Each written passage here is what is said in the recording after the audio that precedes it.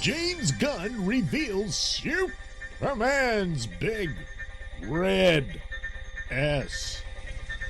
Yes, I believe on Threads he did this, and Instagram or what have you. Even though the design was pretty much already out of that cat's bag, because of, I don't know, what was it, a placard or something that one of the cast members had? Whatever, it was the Kingdom Come design. And accurately, people thought, well, maybe it'll have the gold, gold and red look rather than the red and black one. And sure enough, there you go.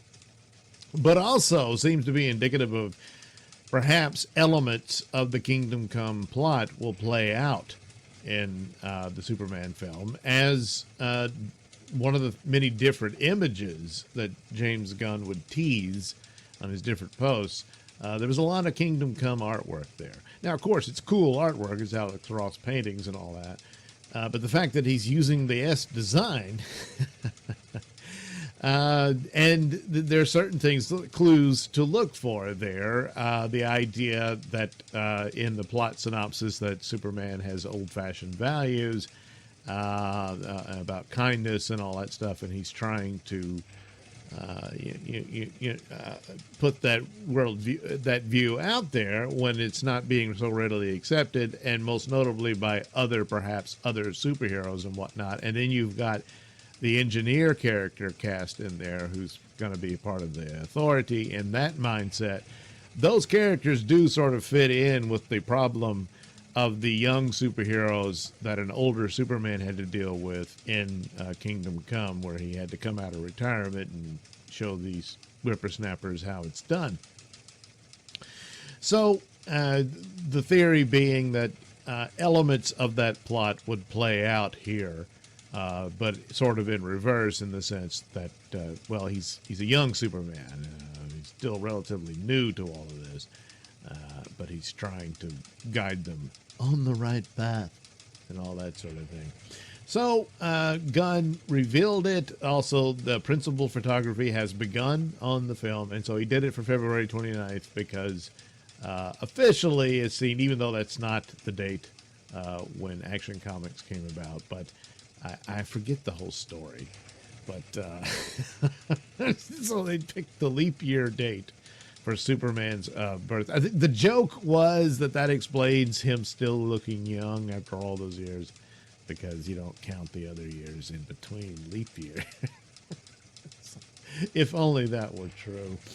But it makes sense that the guy who can leap tall buildings in a single bound was born in a leap year. So anyway, took advantage of the date to go ahead and show the logo very up close on it, which, since it was already spoiled more or less anyway, but here it is in color, and put it out there. Now, what's interesting, what other clues can we get from this? Well, it looks like it's covered in snow. And of course, some of the location shots that he's teased looks like there'll be some Arctic scenes. And of course, immediately everyone figures, well, that's where the Fortress of Solitude will be. And more than likely, that's probably the case. Now, I'm wondering what type of Fortress of Solitude we'll get. Will it be all the crystal thing like they've done with the Christopher Reeve movies and so forth? Or they never really got around to a Fortress of Solitude for Henry Cavill. They had that old Kryptonian ship, which would have probably made the foundation for a fortress had he been allowed to continue that. But anyway, here, maybe one... I've always thought it would be cool to see him actually have a Fortress of Solitude akin to how it classically was in the comics, where he chiseled it with his bare hands out of a mountain. Or a mountain of ice, I guess, and all that stuff. And then had all these relics in it, lost ships and alien stuff in there or like a trophy room. That would be cool, but don't know.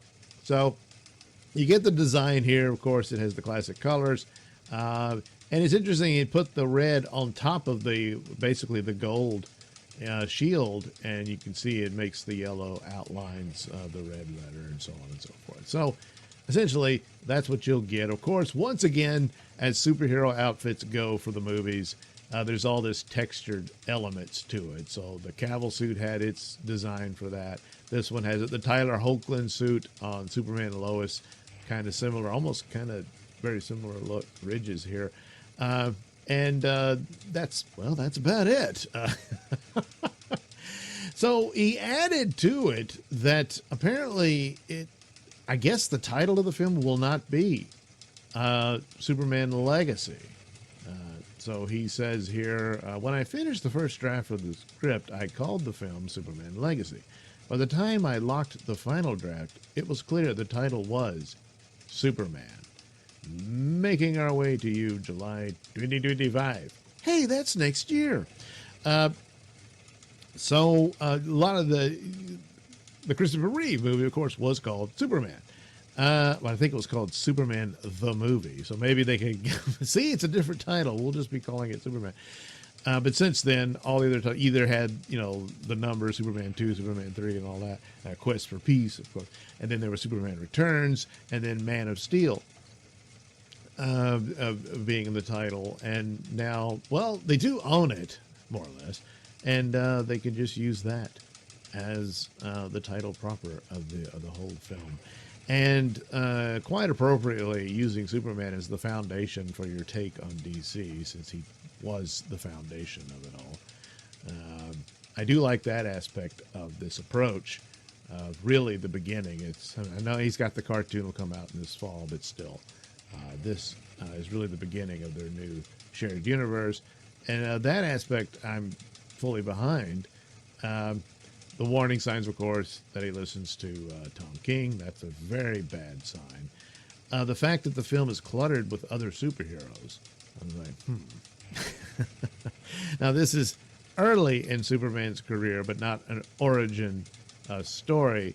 Everybody in that world will have already known that there's a Superman flying around, I'm assuming, as this goes, especially if it's dealing with Kingdom Come elements of Superman trying to tell other super people how to behave. They have to have existed, and it appears they will, and maybe even much longer than Superman himself. I've never really been a fan of that. I always liked it that Superman's appearance makes people aware that this sort of stuff is possible. The idea that there were people like magic creatures or whatever who were hidden and no one knew about them and stuff like that, okay. But that the superhero age on any given take on a world of superheroes should start with Superman. And but it hasn't been that way for a long time. I mean, the New 52 kind of restored it a little bit, but that's over with now. And it's like, oh, Justice Society. Yeah, those were the guys. They were the superheroes in World War II. Well, originally, Superman and Batman, they were, and Wonder Woman, of course, were members of that team. But they had to change all that later, and I don't like that. Because when Superman shows up in modern times, you're like, oh, look, it's another guy who can fly and stuff. He's not that big of a deal. Because you've already seen Dr. Fate and Alan Scott's Green Lantern do that, So, but anyway, there you go. You got the design, and the cameras are rolling. So hopefully it works out. I am bummed that the original cast, the DCEU, didn't get to have a shot at a proper iteration of their characters. But I want to see good Superman movies and the like, and hopefully this pays off. Utilizing this here, American Way, that's a good sign. There are some positive signs in all this. There's quite a few that look and sound pretty bad. The Supergirl movie, since it's based on a Tom King story, oof, that's bad. I like the casting, but hopefully they can make that a little better. But anyway, DC describes Superman Legacy, apparently now only Superman, as telling the story of Superman's journey to reconcile his Kryptonian heritage with his human upbringing as Clark Kent of Smallville, Kansas. He is the embodiment of truth, justice, and the American way, guided by human kindness in a world that sees kindness as old-fashioned. So there you go. I think it's a pretty good foregone conclusion that he's going to bump heads with probably Guy Gardner. I don't know how much of a role Guy Gardner will have in the movie, and maybe even Hawkgirl, but he's going to say, "Hey, let's be on our best behavior." You know, they're going to tell him where he can shove it. You know, that kind of thing. So I suspect that's what you'll get, but it'll get more serious with someone like Engineer and that sort of thing. For whatever the plot would be, rumored that there was some sort of disturbance in the Middle East, which is a trope that Batman versus Superman dealt with, Black Adam dealt with, and then, of course, there was the horrible massacre in October. They're probably thinking, all right, let's set this somewhere else. I'm thinking there would still be some geopolitical event takes place and superheroes get involved in it, and this includes Superman of some sort. So probably along those lines. As to where that goes, well, let's see the movie to find out. So anyway, there you go. That's your first look of the costume. As things unfold, it's going to be much more difficult for them to keep it secret. So probably some blurry images of either David Cornsweet or his stunt double standing around in the suit will get out. And you'll see it. But you kind of get the idea of what you're looking at. Trunks, don't know, maybe. Hey, if you're in the cold, you need all the layers you can get, to protect those jewels. I don't know. We'll have to wait and see like everything else. So anyway, there you go. The Superman shield reveal.